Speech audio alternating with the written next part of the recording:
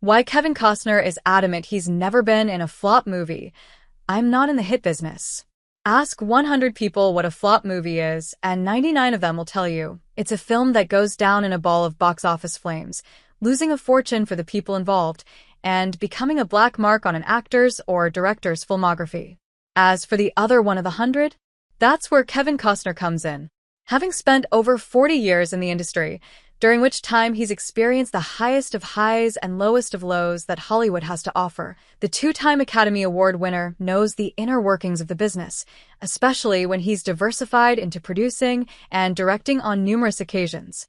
With that in mind, it stands to reason that Costner knows a flop when he sees one.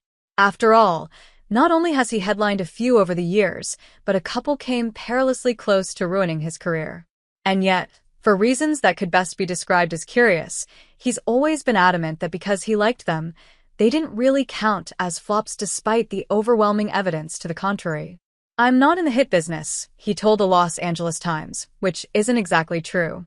Dances with Wolves, The Bodyguard, Robin Hood, Prince of Thieves, JFK, Tin Cup, and Bull Durham all turned a tidy profit with Costner in the leading role, and it was those hits that elevated him to A-list status in the late 1980s and early 1990s.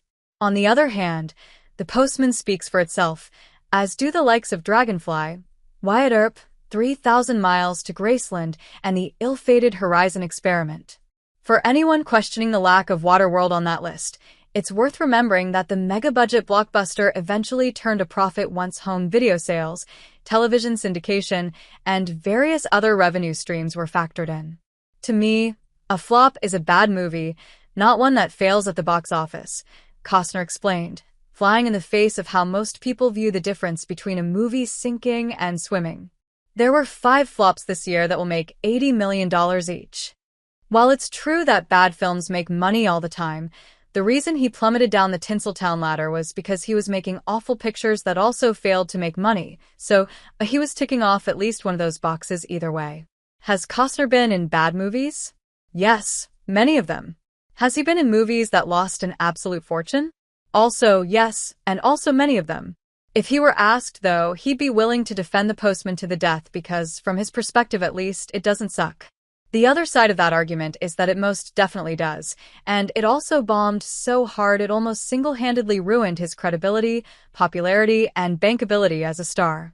According to the man himself, Kevin Costner has never been in a flop. According to everyone else with 2 eyes and half a brain, it's not the strongest argument he's ever made.